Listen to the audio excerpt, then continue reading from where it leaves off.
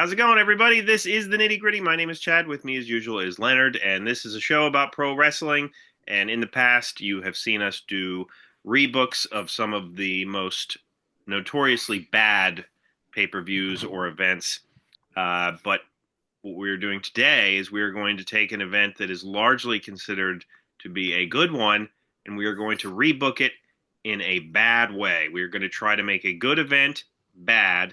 And Leonard, I don't know about you, but I had trouble with this at first because your instinct wants you to like book something cool. Yes. Even if it's an unconscious instinct, like I had to go back over it a couple times and I'm like, oh, that's just not bad enough. like, I had trouble, and I threw in, and I'll mention these now. We always throw in little wrinkles or details that we have to work with, and I threw in a couple that I think for me made it really difficult. One was you had to use all three of the men's champions defending their titles. So four of the top names going to tag belts, you had to use that. Only two gimmick matches because it's really easy to just load up on bad gimmicks, but there were only two gimmick matches on the original card. And then there were a couple different six-man tags, so you had to have at least one six-person tag. So those were the extras. But trying to use all the title contenders and only having two gimmicks really made me have to think. yeah, absolutely. So yes, Leonard had requirements for us, and usually we both abide by them. In this case, I must have had a brain fart and just kind of got deep into my own card. So I have more than two gimmick matches, and I do not have a six-man tag, but I think that my WrestleMania card will stand the test of time. So, That is fine again, but the reason my card kind of looks the way it does is because of some of those stipulations. So so we are doing WrestleMania III, and obviously documentaries and all sorts of podcasts. People have talked about this event ad nauseum, and we are not really going to reiterate anything here that anybody doesn't already know. I was about 5 when this event happened. I am more than certain I did not watch it live, but I did have the Coliseum video, and I did watch that on many occasions. Um, I was into it because of Hogan versus Andre. It wasn't until I got older that I recognized just how good of a match Savage and Steamboat had. The rest of the card is kind of up and down to me, but obviously WWF at the time advertised this as being over 93,000 strong. Since then, it's been as estimated that it'll be around 78,000 people attended the event. But no matter how many people were there, if WrestleMania 1 and 2 was the company finding its legs with this big event, WrestleMania 3 was like the pinnacle. This was them really, affirming and establishing that this is going to be the event going forward. And, on Wikipedia, it says this is the peak of the 1980s wrestling boom, which is hard to argue with. yeah. So, Leonard, any memories of WrestleMania 3? No, not really. I knew it was going on at the time. I remember being of course, I wasn't able to watch it, but being very excited for the main event, of course, and some of the other matches. So I certainly was watching at the time. And you're very right. This was where they kind of figured out the spectacle and the epicness, and the idea of that this is the Super Bowl of wrestling, where they first figured that out because you had the first two WrestleManias were kind of built on a couple of matches, and here you had several matches with feuds and storylines. Everyone remembers Hulk Hogan versus Andre the Giant and Randy Savage versus Ricky Steamboat, but you had Harley Race versus JYD, which had a feud, and Adrian Adonis versus Roddy Piper, and Jake Roberts versus the Honky Tonk Man, and the six-man tag of the British Bulldogs and Tio Santana versus the Hart Foundation, Danny Davis. So they were building more. And if there's anything you could do, I think, to make it a better show, would be to trim the dead weight matches. Those few Yeah. matches that really didn't have a story to them, they were there to be there. If you cut those, this is like a perfect show. Yeah, and as I'm listening to you there, Leonard, I have made one adjustment just in my head that can, help go to those requirements just a little bit. But I have more matches than Leonard. Yes, and you know what? I'm going to make 2 adjustments against what I said too, All right. because there's 2 things I wanted to do that I didn't do that I will now do. All right. Well, I'll give my match here, and then I'll say what it was initially. Um, Okay. so the first match I have on the card is going to be my 6-man tag. So Okay. it is Harley Race, Adrian Adonis, and Hercules Okay. versus Jake Roberts, Coco Beware, and Ivan Putski in a losers must bow match. I almost used Putski. I did not, but I knew he was available. So Harley Race, Adrian Adonis, Hercules, they all come out in, royal garb. I think that in order to make this really cheesy, that's what you do. You have them all wearing something like that. And, all 3 losers or winners must bow in this. And I think that that would just look ridiculous. This is such a cluster of personalities and talent that there's no way this can be good. Yeah. Like, Jake Roberts is hot at this time. Obviously, he was with Alice Mhm. Cooper in his big match against the Honky Tonk Man in the actual card. But yeah, so that's my 6-man tag. What I was gonna have a loser must bow match already, but it Mhm. was gonna be a tag, and then I was gonna put Ivan Putski versus Hercules in a test of strength competition. Okay. But we're not gonna do that. We'll just stick with my 6-man tag. So Okay. I like the other idea. I like the test of strength between Putski and Hercules. And here's the thing you can do too with that, even though Jake is pretty hot, is like don't use him. Like he just stands on the apron. Like use you have Putski work like the whole thing. So in that vein, there is somebody on on the original card that you would think I would use somehow, and I didn't at all. Specifically for the reason of like to not use this person would be ridiculous. But we'll get there. So Leonard, why Okay. don't you go to your first match? Okay, and I've been watching through primetime wrestling from '87, so I have a pretty good knowledge of who was around at this point. And there's a lot of names I did not use, like a ton of names I did not use. But my opening match, and this is going to be one of the adjustments because I'm going to make this a flag match. It's a flag match between Outback Jack and Tiger Chung Lee. So, you have Australia versus Japan in a flag match in Detroit where nobody should care about this. Both these guys sucked and were barely on television at the time. I was originally going to use Killer Khan, but he actually has a really sweet looking top rope knee drop for a finisher. So I went with these guys here, and I think Jack is worse than Tiger Chung Lee, so I'm going to give Outback Jack the win. That is absolutely a bad match. I did not use either of those guys. However, we will. Let's just say we were thinking along the same lines, but mine's not Okay. fully yet. Um, but I like how bad that is. That'll be the compliment going forward.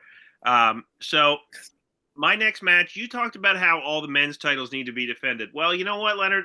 I went one up on you there. I have all the titles, period, defended on this. And Because when I was looking through, I saw about the women's belts and went, "Oh well, you don't need to defend the women's belts." But you do if you're making the card bad. So okay, we're gonna have the Fabulous Moolah versus Donna Christanello for the WWF Women's Championship. In reality, Donna Christanello was trained by a Fabulous Moolah. yeah. If anybody out there, save for Leonard, knows who Donna Christanello is, I will be shocked because I guarantee the people at the Pontiac Silverdome had no idea who she was. So No, I mean I know who she is. Again, one of the girls at Moolah trained, one of the girls that the WWF were using at the time, basically as sort of like a filler. I mean, she mostly probably did house shows, but yeah, I mean that is just it would be probably a competent match for the time, but a match that no one cares about. absolutely. So Leonard, you're next. Yeah. All right, I've got the British Bulldogs of Dynamite Kid and Davey Boy Smith versus Dangerous Danny Davis and Mr. X, who is Jack Kruger under a mask.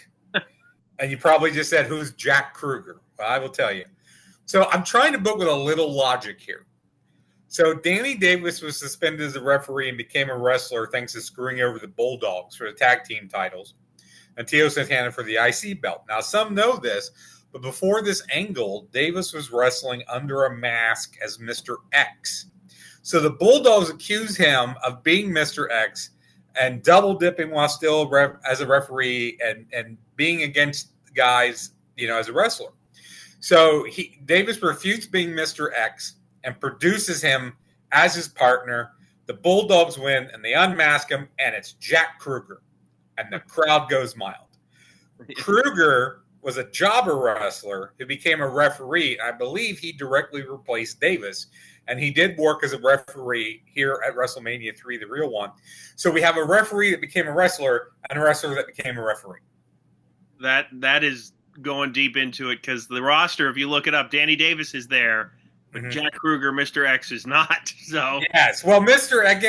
X was a Danny Davis character before he started wrestling as Danny Davis, and then Jack Kruger was a jobber who became a referee. So I don't know if the referees were listed. So that's why I like this, because you're going on tangents that I never would have thought of. So I'm going deep. I looked at all the personnel. I dang near put Patti LaBelle in a match. Or Aretha Franklin. It was Aretha Franklin. It's Aretha Franklin. I almost put Aretha Franklin in a match, but I did not.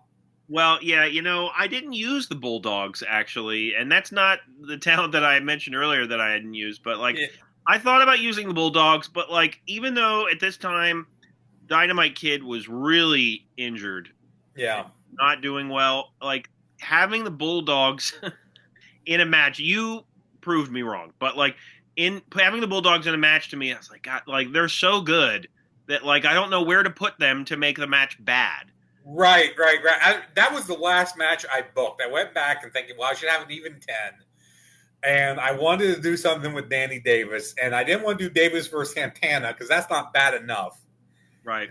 And so I came up with, and that's one thing when I've been watching through this 87 stuff, is that, and the reason that I know Jack Kruger is before Jack Kruger became a referee, he had a match with Kamala, and they actually gave him a promo where he said, "I will never wrestle Kamala again." And then he did stop wrestling. I need to look that promo up. Yes, I should find it and show it to you. All right. Well, my next match is a tag match, and it is the Killer Bees of Jumping Jim Brunzell, B. Brian Blair, versus Lanny Poffo and Danny Spivey, the team of Lanny and Danny. So that is what I decided to call them. Okay, I like it. This is a tag match that I guarantee, you know what, it might not be the worst match on the card, but I guarantee the people involved, people are going to be going to get popcorn or another beer. Yeah. I mean, that's definitely a filler match. Now, is Lanny and Danny like Billy and Chuck and Lanny and Lodi? No, I didn't go that deep into my thoughts on it. Okay. I thought to myself, what can I find that's corny? Lanny and Danny. That's what we get. So good enough. All right. Right. I agree with you. Again, not bad, but nothing that captures my imagination. So next up is I got a match that actually had happened. I've got George the Animal Steele versus Kamala, the Ugandan Giant, with Mr. Fuji and Kimchi. Holy crap. I had this as well. I wondered if we were going to have any duplicates because trying to go bad, that's how duplicates. So, I mean, here's my thoughts. Both guys are big, dumb, they don't know how to wrestle, and they don't talk. That's what their characters are. So both are going to get promo time in the back with Gene Okerlund. But this is just a train wreck of a match. It's just two meaty guys kind of smacking each other around and wandering around the ring. And, you would have Kamala splash George face down and get yelled at by Kimchi and Mr. Fuji. So what I think is going to happen is that Kamala is going to get fed up and him and George Steele are going to beat up Kimchi and Fuji. It's going to be a no contest. And then George Steele is going to teach Kamala how to eat turnbuckles. That sounds ridiculous. And I don't want to watch it. So, So what was so you did the same match. Yeah. I absolutely did, and it was mine was straight up match, and it's not till later though. So okay, my next match, we're gonna follow up a tag match with another tag match, That's always a good plan. and it's gonna be Leilani Kai and Judy Martin, the Glamour Girls, Yeah. Velvet Makes sense. McIntyre and Desiree Peterson in for the WWE Women's Tag Mhm. Championship, and it's gonna be 2 out of 3 falls. Oh God, I actually kind of like Velvet McIntyre. Desiree, I know the name. I really don't want to know a lot about her, but yeah, I because my initial thoughts was, well, if you keep it short, but you're doing 2 out of 3 Yep, falls. yeah. We're going 2 out of 3 falls on this one. And here's the funny part: Mm-hmm. I believe it was the Glamour Girls versus the Jumping Bomb Angels, where a 2 out of 3 fall match actually happened for That that. No, does that does sound familiar. Yes, the Jumping Bomb Angels were they were really good. ahead of their time. They were Yeah, very they good. were good.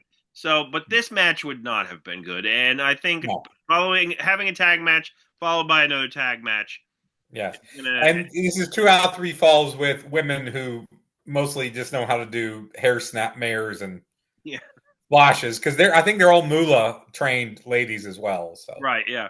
at this point, they all been Moolahs. Okay, so here's what I did with the women. So I have the fabulous Moolah and the Glamour Girls of Judy Martin and Leilani Kai with Jimmy Hart because he was managing the Glamour Girls versus Little Tokyo, Lord Littlebrook, and Little Beaver. So those were all of the little people who were in the actual part of WrestleMania 3. So I've got the women versus the little people, and I went with because there was also the Haiti Kid, but I went with the guys that had little in their name, and somehow this match ends with Jimmy Hart getting pinned by all three little guys piling on top of him at the same time. That sounds like it would be halfway entertaining, Leonard. Yeah, it would be. Yeah, I mean, it would be funny in a bad way. No, yeah. But yes, that would be that is such like a weird combination of Yeah, talent. I Uh, wanted to use some of the little person wrestlers. I wanted to use the women, and then that just seemed like that actually seemed like something that Vince would do. yeah, Like because it's taken basically your two novelties, women's wrestlers and what they would call midget wrestlers at the time, and then let's just put them together. right. Well, yeah, no, I agree. I used some of that talent a different way, but Okay, so I'm going to do 2 matches here since I'm still ahead of you in numbers. sure. Go ahead. Do two. We'll just throw out my George Animal Steel versus Kamala Sure. match now. For the same reasons Leonard mentioned, it would not be an entertaining match in any way unless you really amped up the shenanigans with the managers and George Steele eating turnbuckles and all that. If you made it Yeah. cartoonish, it might be a little entertaining, but that would not be a good match. So my next match is Mike McGurk versus Miss Elizabeth in a hair versus hair. So I love that so much. and Both had fabulous hair. absolute. Both had really great hair. Both were people that I think were actually very nice. So putting them in a feud makes no sense whatsoever. But they were both there, so this is in the realm of possibility. Sure, sure. I would like to see what the feud would be out of both of them. And Mike McGurk's dad was a wrestler, so I think so. Mike could probably work a match. Yeah, Miss Elizabeth, I believe this. I did have to look this up because I did a fantasy draft once of women, and for them to be able to wrestle, they would have to have worked the match. And Miss Elizabeth has had 2 matches yeah, in her life because of Vince Russo. yeah. Yeah, that's the thing. She like at this point, she putting her in a match would be like oh my god, no, Yeah. But like at least when she was in WCW, there might be like a little bit of like, well, she's watched enough. Maybe she Yeah, I think become one like. match was against Daphne, and the other I think was a tag match with her and Luger against Daphne, and as probably David Flair. But I think they're doing this season a Dark Side of the Ring on Daphne. I could be wrong. that sounds familiar. I looked at the list, but Oh, speaking of which, side yeah, note, and I'm gonna repost this like on my account, social media yeah, accounts, but like um, the episode of Dark Side of the Ring airing the week that we're recording this is on Tony Halama. So Yes, repost our episode on him. definitely. Might get some more hits. That's a good idea. Absolutely. Yes. All right. So is it your turn or mine? I believe you've done well, you did the George two. You've done two, so it's my Yeah. turn again. So it's your turn now. So again, I dug deep. I'm having a legends match because there are a ton of old wrestlers in the back working as road agents. Yes. And those guys are fair game. And the two worst ones I thought I could do. We've got Chief Jay Strongbow versus Rene Goulet. Oh my God. Nobody's going to care, and I'm going to put Goulet over. Absolutely. They're in Michigan. That's close enough to Canada. Yeah. Yeah, that's horrible. And I thought about using some of those guys in other ways, and I didn't end up having to do that, but that is just a god awful like that. Yeah, and everyone in the back, like Pat Patterson and Tony Gurria, and some of those guys, you go, they could still work a match, but Strongbow and Goulet weren't good when they were supposed to have been good. So that's exactly right. All right. My next match is going to be for the Intercontinental Championship. Okay. And it is Randy Savage, the champion, versus Hillbilly Jim. And there's going to be a double turn in this. Okay, lay it on me. You got to have Savage. Savage has Elizabeth, so you can see that turn coming. Yeah. But Hillbilly Jim, he either comes at him with a slop bucket or some sort of farm tool, and he just beats on Savage relentlessly. So it ends in a DQ, which is a fart in church anyway. But yeah. So gonna have Hillbilly Jim be the evil farmer. Okay, I think he should come out with his hair slicked back, and then he calls himself Hillbilly James. Hillbilly James. But yeah, I mean, I could see that being something that you would see like on a Boston Garden show, maybe around like this I was time. trying to think, who could Savage work with that he really wouldn't have any chemistry with? I've got an idea, but I'm calling an audible when I get there, but I'm not there yet. So I use Hillbilly Jim as well. My next match for the WWF Tag Team titles, the Hart Foundation of Bret Hart and Jim the Anvil Neidhart, and Jimmy Hart's probably still nursing his wounds, but he might be out there, versus Hillbilly Jim and Uncle Elmer. Oh. So this is the hardest for me to come up with something because the Hart Foundation, much like the Bulldogs, they can have good matches with anybody, and there were a lot of really good tag teams around this time. And Uncle Elmer, who was Plowboy Frazier in Memphis, had gone back to Memphis at the start of '87. But it'd be really easy to keep him around or bring him back for this. So, I mean, not even I would take the belts off the Hart Foundation here, although that's what you would think. But again, if you have Bret against Uncle Elmer, that might be the only dude Bret couldn't get a good match out of at this point. No, that's a good way to use Hillbilly Jim, and having Uncle Elmer come back is also a good play as well. And yeah, that would not have been a good match at all. Mm-hmm. So Leonard, WrestleMania is known for celebrities. Yeah, of course. And although there wasn't, I mean, the celebrities were involved in some of the stuff in the original card, but we're going to have a celebrity in an actual one-on-one match. Right. And it is going to be the Natural Butch Reed versus Robert Redford. Was he there? No, he wasn't there. But this is the Battle of the Naturals. Oh, okay. The Natural movie came out in '84. This is '87. So we gotta have and in Robert Redford's corner, to make it more confusing, is Roddy Piper, because why wouldn't he be? No, I mean Roddy had gone to Hollywood by this point. Yeah. So they live. Maybe he's the one who brought Bob Redford in. You could just picture it. Roddy Piper, Piper's Pit. You call yourself the Natural. Well, I've got him right here. He comes out with his bat. That's Maybe it should be a baseball bat and a pole match. yeah, not a torpedo bat though. Yes. Shout out to all the Yankee fans out there. Yes. Yes. Yes. Anyway, yes, Yeah. that's I'm trying to picture like Robert Redford, like shirtless, wearing tights. nobody wants to see that. Yeah, all right. No, nobody wants to see this. I mean, even at that point, nobody wants And to I see realize it's a stretch because he wasn't there at the actual event.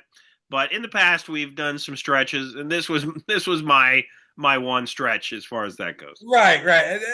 Yeah, like I said, it's in the realm of I don't think he would ever do it, but I who can't knows? I can't imagine his agent coming to him and be like, "So we got an idea."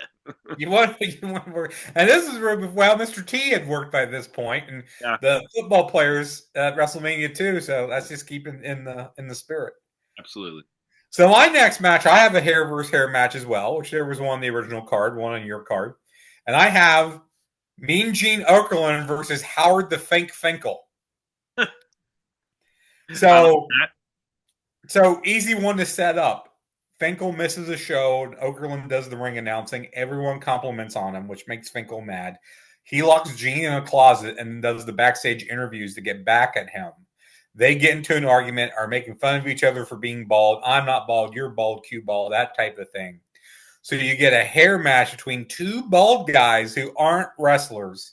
And since Finkel would eventually shave his head and be completely bald, let's just say Finkel loses. I think that the feud actually makes sense. Yeah, see, I tried to make things make sense. Yeah, I tried that as well, and yeah, that makes sense, and yeah, that would not be good because when you think back, like the Harvey Whippleman, Howard Finkel feud was also not good. Yeah, and Gene did wrestle at one point. I think he tagged with Hogan Yes, he did against against. somebody. I think didn't we talk about that with the Ventura matches? Or no? I think so. Yeah, I think Ventura was. Yeah, it has something to do with Ventura. I don't Yeah. remember it. All right. Well, my next match is King Kong Bundy versus the Junkyard Dog. This was just a match that I threw together because would it be entertaining? Maybe not. Yeah, So I don't really have any. I mean, you could. This is a feud you could easily set up. Junkyard Dog was popular. King Kong Bundy was made into a big villain because of his feud with Hogan. So my thought was, let's have another match with two guys that are really not in great shape. So. right. They're not in great shape. They're slow. They're big. Both would not be very motivated. Both probably wouldn't want a job to the other. So I think you would wind up with a sloppy, listless match. So that is. And I was going to book Bundy versus a kid Haiti, or the Haitian kid, or Haiti kid. Yeah, I thought about that, but I did not. but yeah, that's not a good match. So my next match is, and in this I'm calling an audible here because this is my original idea, but I thought it was kind of a gimmick. But since we're kind of throwing that out, I'm going to do my audible here. So we have a tag team match in which the WWF Intercontinental title is on the line. So we have Macho Man Randy Savage and Miss Elizabeth versus Ricky the Dragon Steamboat and his pregnant wife Bonnie. it's pregnant wife. Yeah, so Bonnie was pregnant with Richie Steamboat at this time, and so I originally booked it was going to be Randy Savage versus Miss Elizabeth. Okay. Ricky Steamboat, because Elizabeth, Jesse Ventura and other heels would say Elizabeth was a lousy manager. She never did anything, so she wanted to do more. So Randy put her in charge of the match, and she put the wrong names in the wrong spot on the contract. And so that's why she had to wrestle Randy with Steamboat in her corner, and Jack Tunney wouldn't change it. But I love the idea of Bonnie Steamboat being like 6 months pregnant, and she wins the IC title. That all sorts of awful. Your other idea of Elizabeth writing the names down wrong and Jack Tunney for some reason not changing it and demanding that she wrestle is also hilarious. Oh God, yeah. That is all sorts of a bad idea. Yeah, both are torn. Because again, who do you give Randy Savage to that would suck? This was a very hard. That was hard for me to figure out too. Well, it is And then hard. I, and then I came up with the tag idea, and then I was like, well, that's kind of a gimmick, but I'll make it be Elizabeth. But I still love the idea of pregnant Bonnie Steamboat. Oh God! All right, my next match is a handicap match, Leonard. Okay. It is Dino Bravo versus the Haiti Kid and Lord Littlebrook. You know, you should have went with all the little people against Dino Bravo. You said that earlier, and I was like, "Damn, that was a good idea." I was like, "I don't want to copy him mid-recording." I mean, the handicap match is fine. Except those 4-on-1 on Bravo, that would be even better. That's that would be a good idea. Absolutely. I mean, Bravo was not a great worker in and of himself, and he was a power guy. And the fact that you got him against two little people he can toss around, right? But still awful. Absolutely. Mm. All right, Leonard. All right, so my next match, this would have main evented at WrestleMania 10 years before. If they had WrestleMania in 1975, this would have been the main event. Andre the Giant versus Superstar Billy Graham. Okay. Because there's name value there, 100%. Absolutely. But at this point, Andre's health was degenerating fast. Yes, he had a good match against Hogan, but that was very planned out, and he was willing to work with Hogan. And Billy Graham was coming off of hip replacement surgery, and he would debut a little bit or re-debut a bit after WrestleMania 3. So I just kind of elevated the return here a bit. So you've got Andre the Giant against maybe the only active guy more broken down physically than he was at this point. Guaranteed painful to watch and guaranteed painful for the guys wrestling each other. You're right on both counts there. I mean, on paper, it's like, oh, that might have been cool. No, it would not have been. Again, 75, that would have been probably a really good match. Oh, man. That's a good one. See, I should have used more legends, but I was trying to use all active guys. All right. Well, my next match is Ricky Steamboat versus Corporal Kirchner in a lumberjack match. Okay. How do you make it so that Ricky Steamboat is not really entertaining to watch? Make it a lumberjack match where you're not really paying attention to the guys in the ring as much as you are paying attention to the guys around it. Right, and Steamboat being a guy who could go to the floor will not be able to go to the floor. Exactly. So and both those guys were faces, but I don't think it matters. And Kirchner wasn't a great talent, so not until he became Leatherface, anyway. Yes. All right. How many you got, Leonard? I got one left. I'm up to my main event. All right. Well, then let me do I have two left, so okay. I'll do my. Main. Right, exactly. So you talked earlier about the Hart Foundation, how it was really hard to find somebody to work with them. So what I did, I didn't think about like the people working with him as much as I thought about like how the match would look like to the crowd. Mm-hmm. So I have the Rougeau brothers versus the Hart Foundation in the Battle for Canadian Supremacy flag match for the tag team titles. You have two Canadian flags. So it's a Canadian flag versus a Canadian flag. Okay. In Michigan. Michigan. So, yeah. I don't think that the crowd would be into this storyline. No. So you have two heel teams. And had the Rougeaus turned heel by 87 by this point in 87? I guess I assumed so. No, they were faces. I mean, they were faces, but nobody bought them as faces. Okay, like they were supposed to be faces, kind of like the Honky Tonk Man. Like this was like that dude's a face, and the crowd went, nah, we're not buying it. So, well, either way, I think the Rougeaus were the ones that would get booed in this one. You're probably right, but flag match, those never look good, which is why you used one as well. But, right, exactly, yes. So here's my main event. If you have this for your main event, I will be extremely surprised. So, WWF World Heavyweight title, Hulk Hogan defending the belt against Bobby the Brain Heenan in a weasel suit match. Holy shit. I did not have it as a weasel suit match, but that is my main event. Because we're both thinking the same thing. You know, Yeah. Bobby, the real storyline, the real feud is Bobby Heenan versus Hulk Hogan. How do you make it logical? You know, He threw everybody at Hogan. You know, Orndorff, Race, Bundy, Hercules, John Studd. You know, everybody. So in my storyline, Hogan finally tells Heenan, "Hey, I've had enough of this. Why don't you just man up and face me in the ring?" And Heenan agrees to it. And he had done weasel suit matches in the past and weasel suit matches after this. And I like the visual of them showing like two weasel suits at ringside, one for Heenan and like a giant one for Hogan. And of course, somehow Hogan has to lose. So the final images of WrestleMania 3 is Hogan in a weasel suit with Heenan riding up the aisle in a ring cart with the world title held above his head.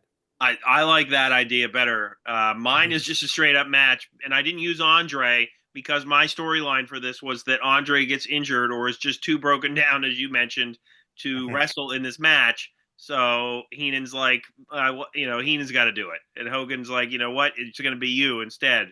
And so even though the feud itself makes sense, the match would not look good. No, not at all. I mean, Heenan could wrestle. Absolutely. And you know, he always said you wrestle like a manager and you manage like a wrestler. So of course he's not going to be go against someone like Hogan too, you know. And then my original idea was I wanted to have a follow-up title versus title match between Miss Elizabeth and or now it would be Bonnie Steamboat and Bobby Heenan. Bonnie Steamboat. Like, I still can't believe that. So yeah, I mean, I would say you used more of the real talent, so I give you credit for using more of the real talent and coming up with bad ideas. I just looked at like who is laying around the back. Like Vince is so desperate to put on matches, he just has to use all these random dudes. Right? Maybe there was a plane crash. Maybe it was a freak snowstorm. A plane crash. I don't know. You know, but like I didn't use Dog. I didn't use Race. I didn't use Piper, Adonis. I didn't use any of those people. So, you know, something happened. Something happened. Maybe it was a mass walkout. There you go. Yeah. Maybe they all defected for the AWA. That absolutely. Vern ponied up some money and stole everybody. And Jim Crockett. Vern made sure that WrestleMania 3 was going to be ruined. Yeah. Or imagine if Jim Crockett poached everybody and he had just gotten the UWF talent from Bill Watts. That would be a stacked friggin' roster for the NWA. I think it's hilarious that we had the same main event. We had two of the same matches. Yeah, with Steele and Kamala. So imagine we're both charged with making the worst WrestleMania 3 possible, and we both come up with two of the same matches, including the same main events. Yeah. Now, originally I thought about doing Hogan versus Kamala, which would be bad because Hogan was working a house show program with Kamala. I was going to say that happened. Yeah. Yeah. So actually, if you notice on WrestleMania 3, Paul Orndorff and Kamala, who were both getting pushed on TV, didn't have matches. And it was because they were both held in reserve in case Andre didn't want to do business or wasn't physically able to, because Hogan had just got out of a feud with Orndorff and was doing the house show circuit with Kamala. So originally I was going to do Kamala, and then I was going to do your angle where Kamala got injured or something happened, and then Hogan was going to wrestle Kimchi. Okay. Who was at one point Steve Lombardi. I'm not sure if Steve Lombardi was playing the character. I was going to use Steve Lombardi to make Hogan versus Kimchi in the main event. That was my original idea, but the Heenan thing is too good. It's revealed to be Jack Kruger underneath. Yeah, it's Jack Kruger again. It's Jack Kruger twice. Originally, I stumbled, and this would have been actually a good match, which is why I changed it. But I was like, I was going to have Steamboat versus Morocco in a Hawaiian street fight. And like, but they actually had a feud. And Yeah, that wouldn't be bad. I mean, right, Morocco at this point didn't care. You ever right. see the match where Don Morocco like eats a sandwich? You've told me about it. He just like wrestling Jobber ways eat us because he just doesn't care at this point. So a Um, listless Morocco, but no, a Hawaiian street fight. I kind of like that. Just any yeah, sort right, of exactly. I was you going to know, use the Can-Am connection at one point, yeah. and I did. They're too. They're. I mean, Martel's better than Zinc, but yeah, I thought they were a little too good to be used. Paul Roma was also on the roster, and I thought about using him. I even thought about putting him and Orndorff together like 10 years too early. like, Nice. but I didn't do that because it's like that's what I mean. My head kept going to things that might be interesting. You know, Yes, at the least. And Jim Powers was around too. I don't think they were the Young Stallions yet, but they were the Young Stallions yeah. shortly. Because I'm in, I think in my prime time rewatch, I think I'm in July maybe, and I think it was Demolition versus the Young Stallions. I think I just watched, Oh yeah, yeah. so they Yeah, were I didn't working use by that demolition point. either. Yeah, and I don't know if he had returned yet, but Kim Patera would be a good one. Oh yeah, a couple of clips of him in the strongman competitions came across Facebook for me recently. Yeah, because he had came back and got into a feud with Heenan because he was in jail, and I Right. did not remember this, but I was surprised they actually used that as a storyline that he was in jail, and he admitted to have done wrong, and but the feud was that Heenan dumped him, didn't visit him in prison, didn't take care of his family like he said he would, so he's going after Heenan. So every episode of Primetime Heenan's in the neck brace. Gorilla Monsoon's accusing him of gold bricking. So that's where I'm at in my rewatch of stuff from '87. But yeah, I think because I'm watching it, I know that they're like I knew all the jobbers that I could pull or all See, the low that's a card great guys. amount of research right there. Yeah, that I I could applaud you pull. for that.